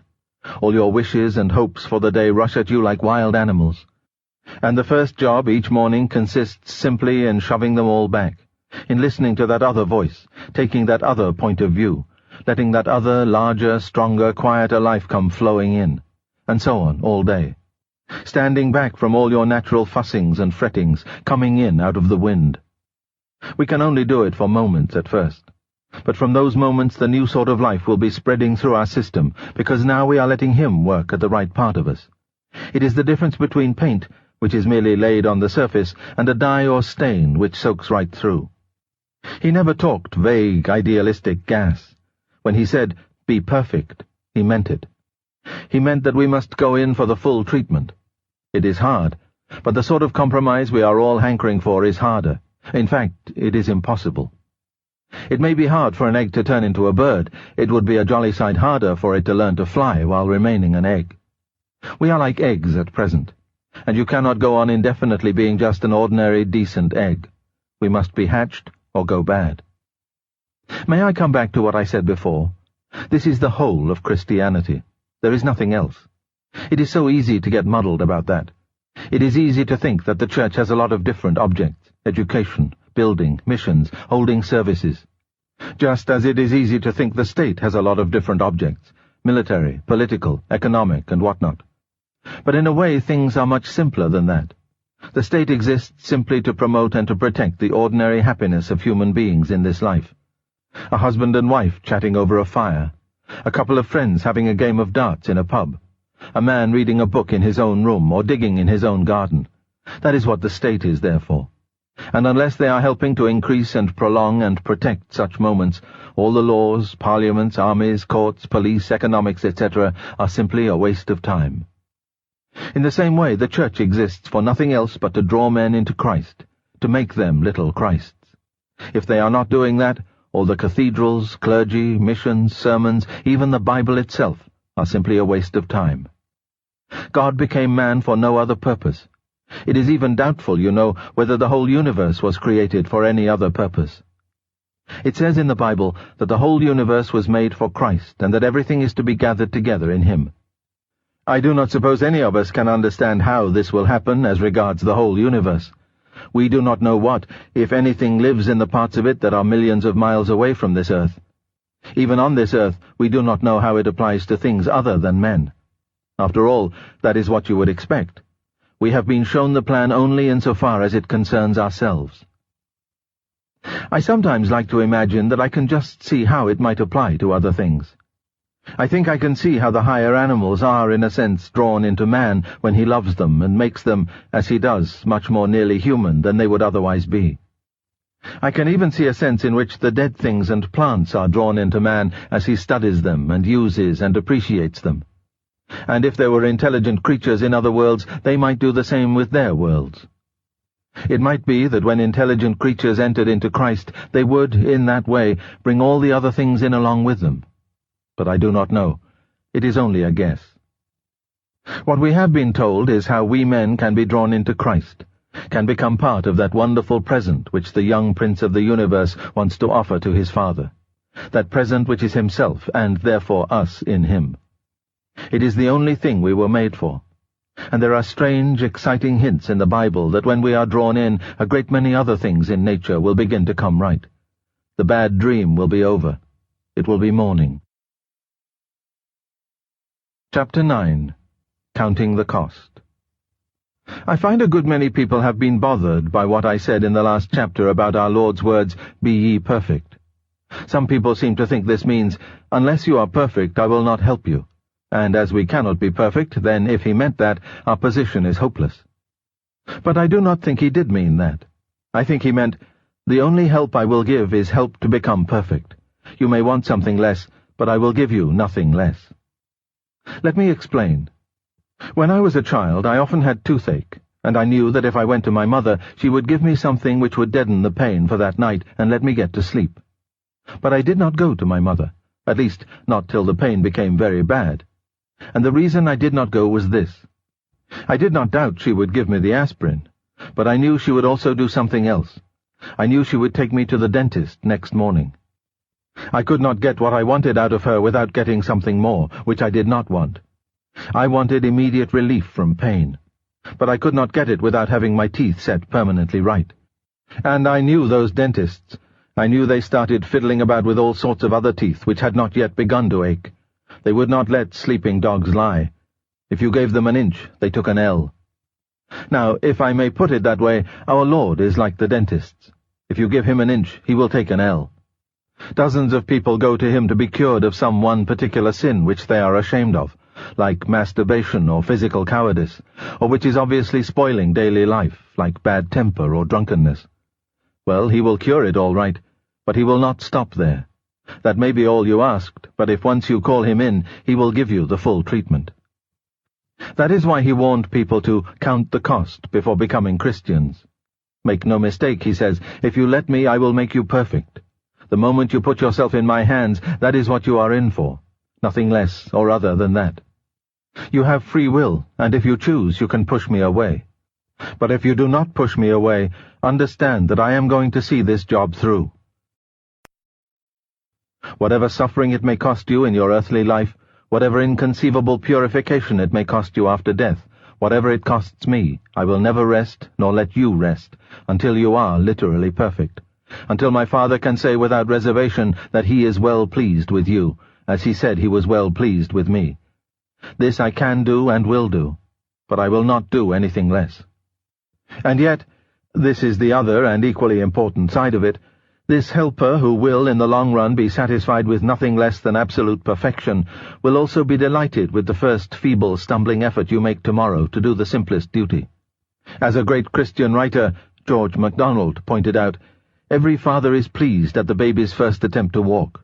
No father would be satisfied with anything less than a firm, free, manly walk in a grown-up son. In the same way, he said, God is easy to please, but hard to satisfy. The practical upshot is this. On the one hand, God's demand for perfection need not discourage you in the least in your present attempts to be good, or even in your present failures. Each time you fall, he will pick you up again. And he knows perfectly well that your own efforts are never going to bring you anywhere near perfection. On the other hand, you must realize from the outset that the goal towards which he is beginning to guide you is absolute perfection. And no power in the whole universe except you yourself can prevent him from taking you to that goal. That is what you are in for. And it is very important to realize that. If we do not, then we are very likely to start pulling back and resisting him after a certain point. I think that many of us, when Christ has enabled us to overcome one or two sins that were an obvious nuisance, are inclined to feel, though we do not put it into words, that we are now good enough. He has done all we wanted him to do, and we should be obliged if he would now leave us alone. As we say, I never expected to be a saint. I only wanted to be a decent ordinary chap. And we imagine when we say this that we are being humble. But this is the fatal mistake. Of course we never wanted and never asked to be made into the sort of creatures he is going to make us into. But the question is not what we intended ourselves to be, but what he intended us to be when he made us. He is the inventor, we are only the machine. He is the painter, we are only the picture. How should we know what he means us to be like? You see, he has already made us something very different from what we were. Long ago, before we were born, when we were inside our mother's bodies, we passed through various stages. We were once rather like vegetables, and once rather like fish. It was only at a later stage that we became like human babies. And if we had been conscious at those earlier stages, I dare say we should have been quite contented to stay as vegetables or fish, should not have wanted to be made into babies. But all the time he knew his plan for us and was determined to carry it out. Something the same is now happening at a higher level. We may be content to remain what we call ordinary people, but he is determined to carry out a quite different plan. To shrink back from that plan is not humility, it is laziness and cowardice. To submit to it is not conceit or megalomania, it is obedience. Here is another way of putting the two sides of the truth. On the one hand, we must never imagine that our own unaided efforts can be relied on to carry us even through the next 24 hours as decent people. If he does not support us, not one of us is safe from some gross sin. On the other hand, no possible degree of holiness or heroism which has ever been recorded of the greatest saints is beyond what he is determined to produce in every one of us in the end. The job will not be completed in this life, but he means to get us as far as possible before death. That is why we must not be surprised if we are in for a rough time. When a man turns to Christ and seems to be getting on pretty well, in the sense that some of his bad habits are now corrected, he often feels that it would now be natural if things went fairly smoothly. When troubles come along, illnesses, money troubles, new kinds of temptation, he is disappointed. These things, he feels, might have been necessary to rouse him and make him repent in his bad old days, but why now?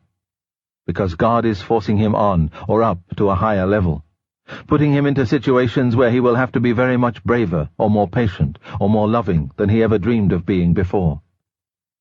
It seems to us all unnecessary, but that is because we have not yet had the slightest notion of the tremendous thing he means to make of us. I find I must borrow yet another parable from George MacDonald. Imagine yourself as a living house. God comes in to rebuild that house. At first, perhaps you can understand what he is doing. He is getting the drains right and stopping the leaks in the roof and so on. You knew that those jobs needed doing, and so you are not surprised. But presently he starts knocking the house about in a way that hurts abominably and does not seem to make sense. What on earth is he up to? The explanation is that he is building quite a different house from the one you thought of, throwing out a new wing here, putting on an extra floor there, running up towers, making courtyards. You thought you were going to be made into a decent little cottage, but he is building a palace. He intends to come and live in it himself. The command, "Be ye perfect," is not idealistic gas, nor is it a command to do the impossible. He is going to make us into creatures that can obey that command. He said in the Bible that we were gods, and he is going to make good his words. If we let him, for we can prevent him if we choose, he will make the feeblest and filthiest of us into a god or goddess, a dazzling, radiant, immortal creature, pulsating all through with such energy and joy and wisdom and love as we cannot now imagine. A bright, stainless mirror which reflects back to God perfectly, though of course on a smaller scale, his own boundless power and delight and goodness.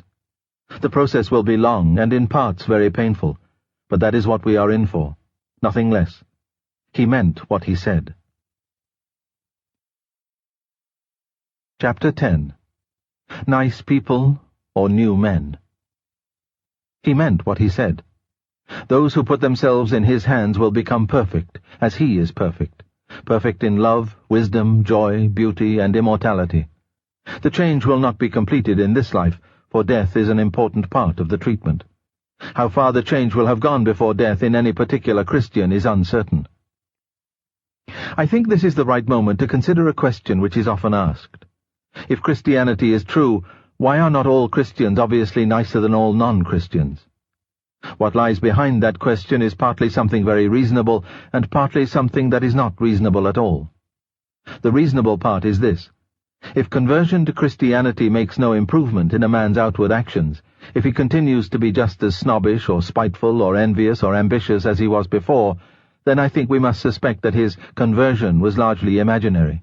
And after one's original conversion, every time one thinks one has made an advance, that is the test to apply. Fine feelings, new insights, greater interest in religion mean nothing unless they make our actual behavior better. Just as in an illness, feeling better is not much good if the thermometer shows that your temperature is still going up. In that sense, the outer world is quite right to judge Christianity by its results. Christ told us to judge by results. A tree is known by its fruit, or, as we say, the proof of the pudding is in the eating. When we Christians behave badly or fail to behave well, we are making Christianity unbelievable to the outside world. The wartime posters told us that careless talk costs lives. It is equally true that careless lives cost talk. Our careless lives set the outer world talking, and we give them grounds for talking in a way that throws doubt on the truth of Christianity itself. But there is another way of demanding results in which the outer world may be quite illogical. They may demand not merely that each man's life should improve if he becomes a Christian. They may also demand, before they believe in Christianity, that they should see the whole world neatly divided into two camps, Christian and non-Christian, and that all the people in the first camp at any given moment should be obviously nicer than all the people in the second. This is unreasonable on several grounds. 1. In the first place, the situation in the actual world is much more complicated than that. The world does not consist of 100% Christians and 100% non-Christians. There are people, a great many of them, who are slowly ceasing to be Christians, but who still call themselves by that name. Some of them are clergymen. There are other people who are slowly becoming Christians, though they do not yet call themselves so. There are people who do not accept the full Christian doctrine about Christ, but who are so strongly attracted by him that they are his in a much deeper sense than they themselves understand. There are people in other religions who are being led by God's secret influence to concentrate on those parts of their religion which are in agreement with Christianity, and who thus belong to Christ without knowing it. For example, a Buddhist of goodwill may be led to concentrate more and more on the Buddhist teaching about mercy, and to leave in the background, though he might still say he believed, the Buddhist teaching on certain other points. Many of the good pagans long before Christ's birth may have been in this position. And always, of course, there are a great many people who are just confused in mind, and have a lot of inconsistent beliefs all jumbled up together. Consequently, it is not much use trying to make judgments about Christians and non-Christians in the Mass. It is some use comparing cats and dogs, or even men and women in the Mass, because there one knows definitely which is which. Also, an animal does not turn, either slowly or suddenly, from a dog into a cat. But when we are comparing Christians in general with non-Christians in general, we are usually not thinking about real people whom we know at all, but only about two vague ideas which we have got from novels and newspapers. If you want to compare the bad Christian and the good atheist, you must think about two real specimens whom you have actually met.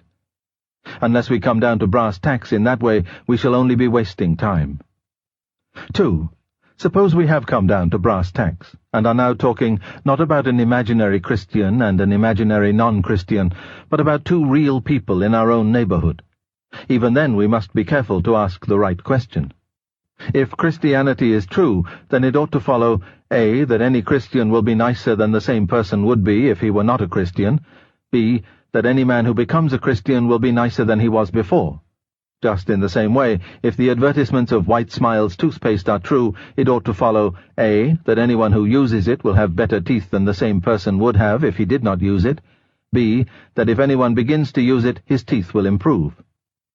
But to point out that I, who use White Smiles, and also have inherited bad teeth from both my parents, have not got as fine a set as some healthy young Negro who never used toothpaste at all, does not, by itself, prove that the advertisements are untrue. Christian Miss Bates may have an unkinder tongue than unbelieving Dick Firkin. That, by itself, does not tell us whether Christianity works. The question is what Miss Bates's tongue would be like if she were not a Christian, and what Dick's would be like if he became one. Miss Bates and Dick, as a result of natural causes and early upbringing, have certain temperaments. Christianity professes to put both temperaments under new management if they will allow it to do so. What you have a right to ask is whether that management, if allowed to take over, improves the concern. Everyone knows that what is being managed in Dick Firkin's case is much nicer than what is being managed in Miss Bates's. That is not the point.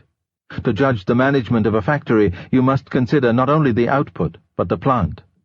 Considering the plant at Factory A, it may be a wonder that it turns out anything at all.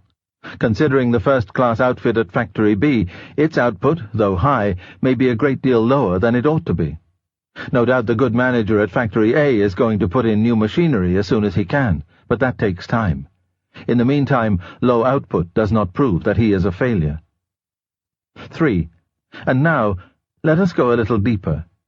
The manager is going to put in new machinery. Before Christ has finished with Miss Bates, she is going to be very nice indeed. But if we left it at that, it would sound as though Christ's only aim was to pull Miss Bates up to the same level on which Dick had been all along.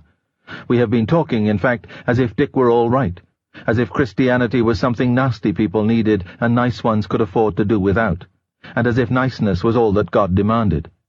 But this would be a fatal mistake. The truth is that in God's eyes, Dick Firkin needs saving every bit as much as Miss Bates. In one sense, I will explain what sense in a moment, niceness hardly comes into the question. You cannot expect God to look at Dick's placid temper and friendly disposition exactly as we do. They result from natural causes which God himself creates. Being merely temperamental, they will all disappear if Dick's digestion alters. The niceness, in fact, is God's gift to Dick, not Dick's gift to God. In the same way, God has allowed natural causes, working in a world spoiled by centuries of sin, to produce in Miss Bates the narrow mind and jangled nerves which account for most of her nastiness. He intends, in his own good time, to set that part of her right. But that is not, for God, the critical part of the business. It presents no difficulties. It is not what he is anxious about. What he is watching and waiting and working for is something that is not easy even for God, because, from the nature of the case, even he cannot produce it by a mere act of power. He is waiting and watching for it both in Miss Bates and in Dick Firkin.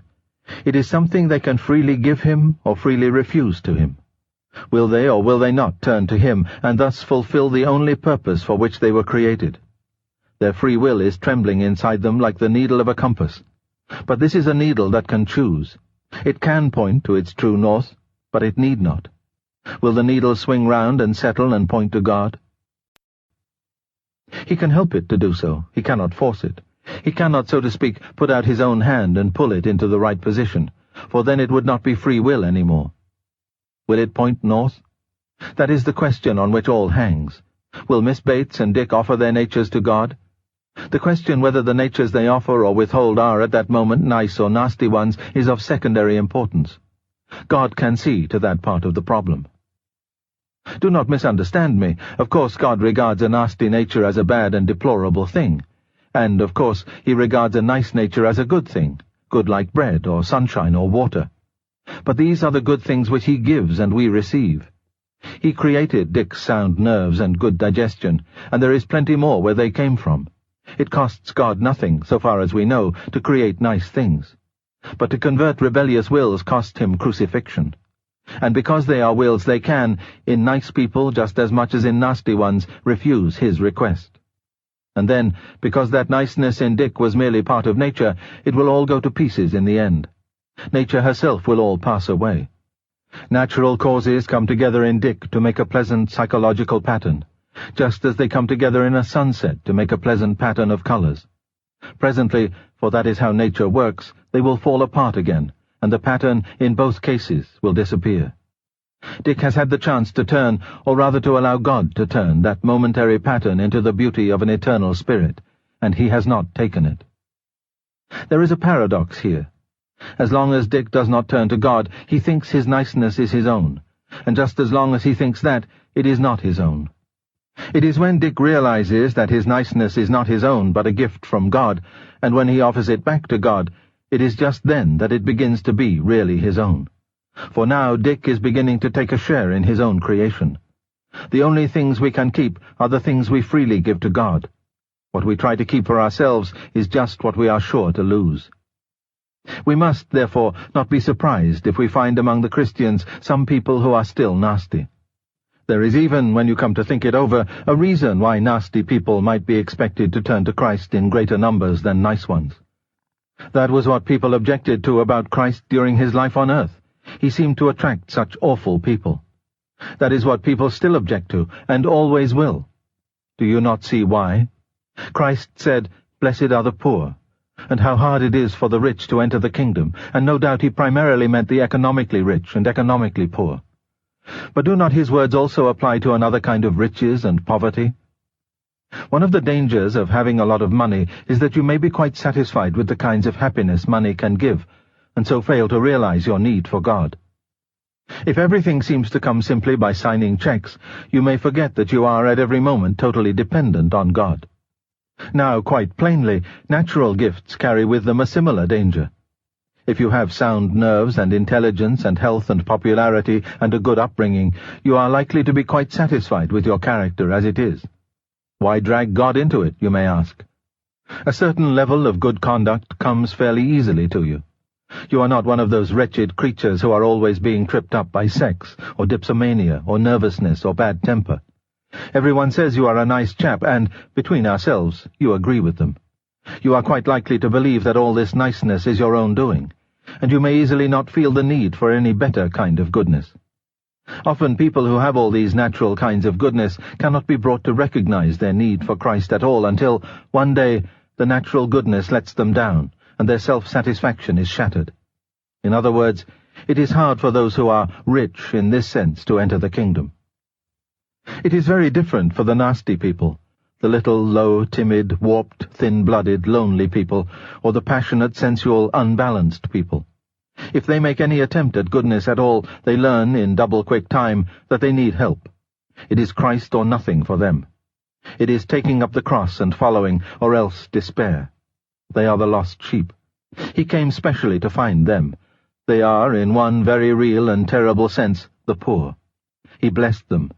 They are the awful set he goes about with, and of course the Pharisees say still, as they said from the first, if there were anything in Christianity, those people would not be Christians. There is either a warning or an encouragement here for every one of us. If you are a nice person, if virtue comes easily to you, beware. Much is expected from those to whom much is given. If you mistake for your own merits what are really God's gifts to you through nature, and if you are contented with simply being nice, you are still a rebel, and all those gifts will only make your fall more terrible, your corruption more complicated, your bad example more disastrous. The devil was an archangel once. His natural gifts were as far above yours as yours are above those of a chimpanzee. But if you are a poor creature, poisoned by a wretched upbringing in some house full of vulgar jealousies and senseless quarrels, saddled by no choice of your own with some loathsome sexual perversion, nagged day in and out by an inferiority complex that makes you snap at your best friends, do not despair. He knows all about it. You are one of the poor whom he blessed. He knows what a wretched machine you are trying to drive. Keep on. Do what you can. One day, perhaps in another world, but perhaps far sooner than that, he will fling it on the scrap heap and give you a new one. And then you may astonish us all, not least yourself. For you have learned your driving in a hard school. Some of the last will be first, and some of the first will be last. Niceness, wholesome, integrated personality is an excellent thing. We must try by every medical, educational, economic, and political means in our power to produce a world where as many people as possible grow up nice, just as we must try to produce a world where all have plenty to eat. But we must not suppose that even if we succeeded in making everyone nice, we should have saved their souls. A world of nice people, content in their own niceness, looking no further, turned away from God, would be just as desperately in need of salvation as a miserable world, and might even be more difficult to save. For mere improvement is not redemption, though redemption always improves people even here and now, and will, in the end, improve them to a degree we cannot yet imagine. God became man to turn creatures into sons, not simply to produce better men of the old kind, but to produce a new kind of man. It is not like teaching a horse to jump better and better, but like turning a horse into a winged creature. Of course, once it has got its wings, it will soar over fences which could never have been jumped, and thus beat the natural horse at its own game. But there may be a period, while the wings are just beginning to grow, when it cannot do so. And at that stage the lumps on the shoulders, no one could tell by looking at them that they are going to be wings, may even give it an awkward appearance. But perhaps we have already spent too long on this question. If what you want is an argument against Christianity, and I well remember how eagerly I looked for such arguments when I began to be afraid it was true, you can easily find some stupid and unsatisfactory Christian and say, "So there's your boasted new man, give me the old kind." But if once you have begun to see that Christianity is on other grounds probable, you will know in your heart that this is only evading the issue.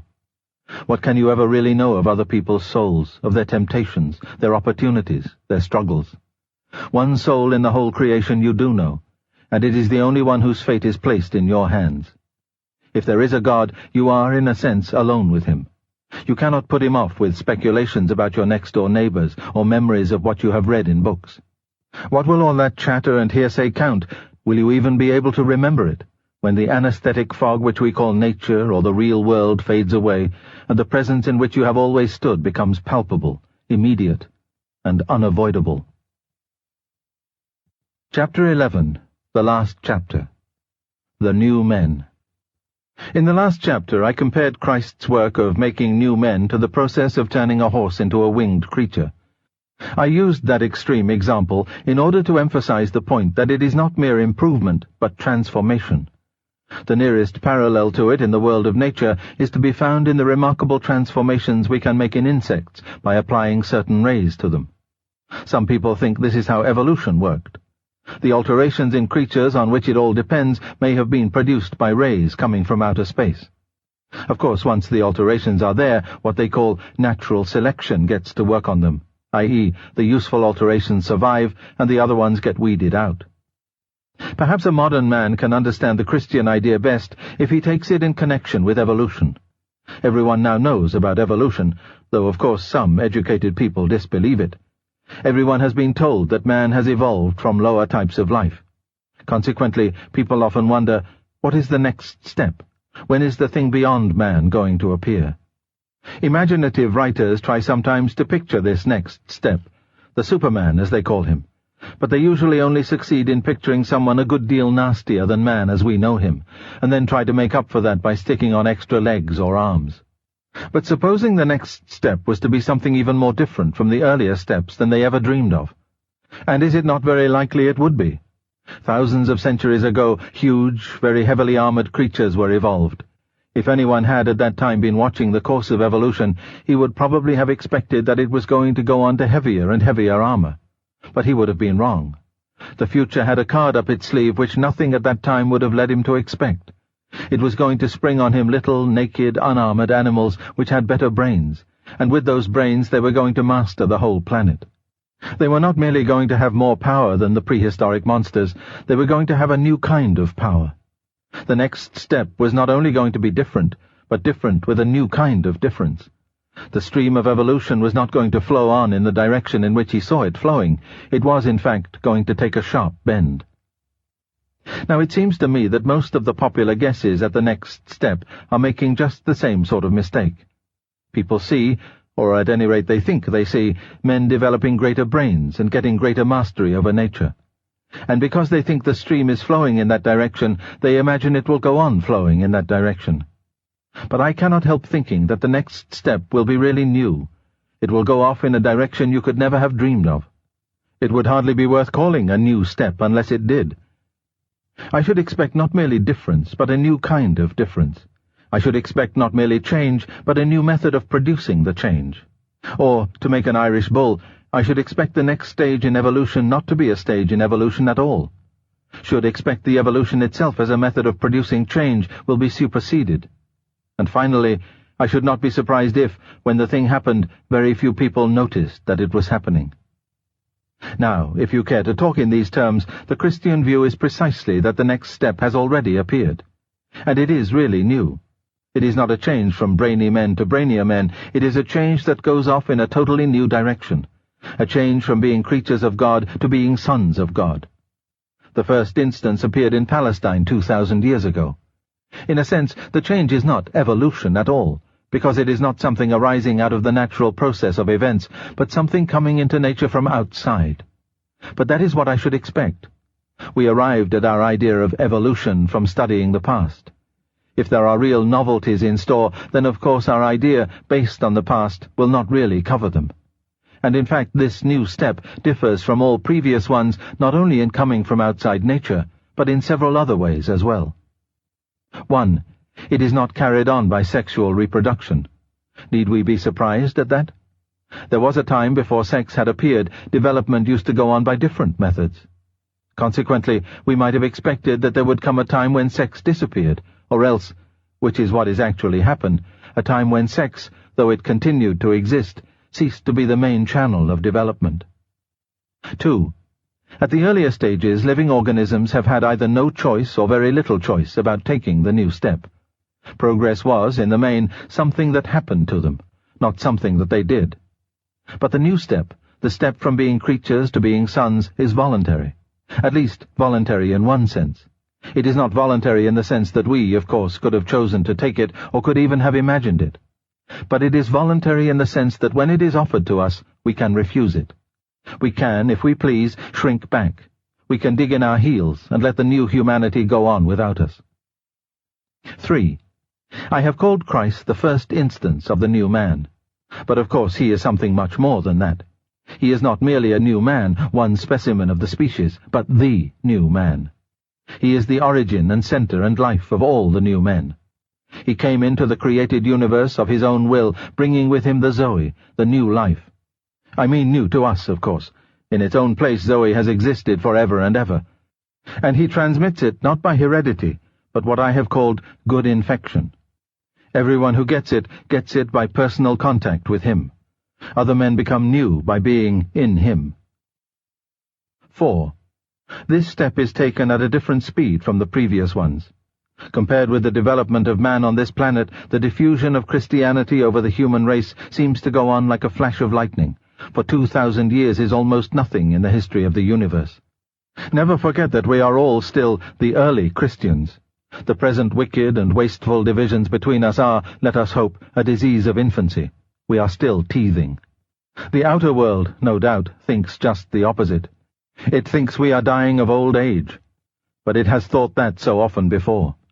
Again and again it has thought Christianity was dying by persecutions from without or corruptions from within, by the rise of Mohammedanism, the rise of the physical sciences, the rise of great anti-Christian revolutionary movements.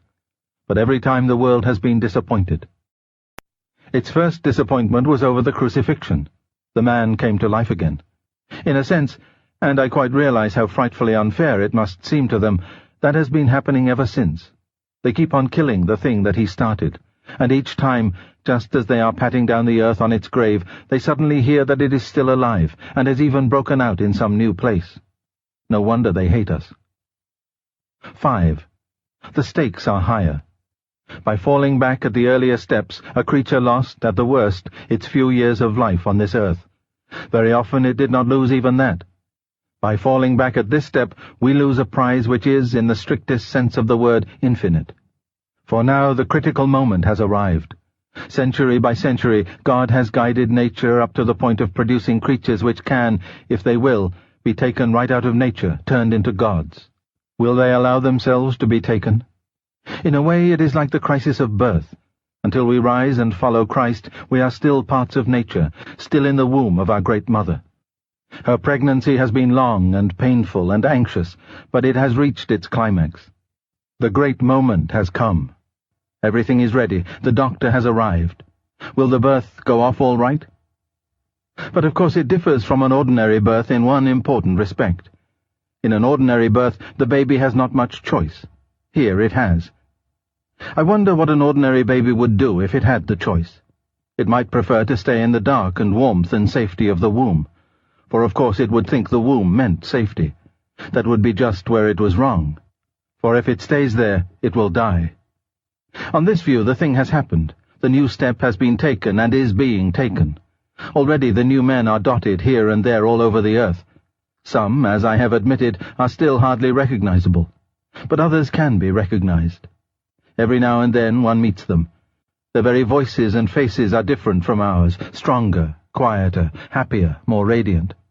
They begin where most of us leave off. They are, I say, recognizable. But you must know what to look for. They will not be very like the idea of religious people which you have formed from your general reading. They do not draw attention to themselves. You tend to think that you are being kind to them when they are really being kind to you. They love you more than other men do, but they need you less. We must get over wanting to be needed. In some goodish people, especially women, that is the hardest of all temptations to resist. They will usually seem to have a lot of time. You will wonder where it comes from. When you have recognized one of them, you will recognize the next one much more easily. And I strongly suspect, but how should I know, that they recognize one another immediately and infallibly, across every barrier of color, sex, class, age, and even of creeds. In that way, to become holy is rather like joining a secret society. To put it at the very lowest, it must be fun. But you must not imagine that the new men are, in the ordinary sense, all alike. A good deal of what I have been saying in this last book might make you suppose that that was bound to be so. To become new men means losing what we now call ourselves. Out of ourselves into Christ we must go. His will is to become ours, and we are to think his thoughts, to have the mind of Christ, as the Bible says. And if Christ is one, and if he is thus to be in us all, shall we not be exactly the same? It certainly sounds like it, but in fact it is not so. It is difficult here to get a good illustration, because, of course, no other two things are related to each other, just as the Creator is related to one of his creatures. But I will try two very imperfect illustrations which may give a hint of the truth. Imagine a lot of people who have always lived in the dark. You come and try to describe to them what light is like. You might tell them that if they come into the light, that same light would fall on them all, and they would all reflect it, and thus become what we call visible. Is it not quite possible that they would imagine that, since they were all receiving the same light, and all reacting to it in the same way, i.e., all reflecting it, they would all look alike? Whereas you and I know that the light will in fact bring out or show up how different they are. Or again, suppose a person who knew nothing about salt. You give him a pinch to taste, and he experiences a particular strong, sharp taste. You then tell him that in your country people use salt in all their cookery. Might he not reply, "In that case, I suppose all your dishes taste exactly the same, because the taste of that stuff you have just given me is so strong that it will kill the taste of everything else"? But you and I know that the real effect of salt is exactly the opposite. So far from killing the taste of the egg and the tripe and the cabbage, it actually brings it out. They do not show their real taste till you have added the salt. Of course, as I warned you, this is not really a very good illustration, because you can, after all, kill the other tastes by putting in too much salt, whereas you cannot kill the taste of a human personality by putting in too much Christ. I am doing the best I can. It is something like that with Christ and us. The more we get what we now call ourselves out of the way and let Him take us over, the more truly ourselves we become. There is so much of Him that millions and millions of little Christs, all different, will still be too few to express Him fully. He made them all. He invented, as an author invents characters in a novel, all the different men that you and I were intended to be. In that sense, our real selves are all waiting for us in Him. It is no good trying to be myself without Him. The more I resist Him and try to live on my own, the more I become dominated by my own heredity and upbringing and surroundings and natural desires. In fact, what I so proudly call myself becomes merely the meeting place for trains of events which I never started and which I cannot stop. What I call my wishes become merely the desires thrown up by my physical organism, or pumped into me by other men's thoughts, or even suggested to me by devils. Eggs and alcohol and a good night's sleep will be the real origins of what I flatter myself by regarding as my own highly personal and discriminating decision to make love to the girl opposite me in the railway carriage. Propaganda will be the real origin of what I regard as my own personal political ideals. I am not, in my natural state, nearly so much of a person as I like to believe. Most of what I call me can be very easily explained. It is when I turn to Christ, when I give myself up to His personality, that I first begin to have a real personality of my own. At the beginning I said there were personalities in God. I will go further now. There are no real personalities anywhere else. Until you have given up yourself to Him, you will not have a real self. Sameness is to be found most among the most natural men, not among those who surrender to Christ. How monotonously alike all the great tyrants and conquerors have been, how gloriously different are the saints. But there must be a real giving up of the self.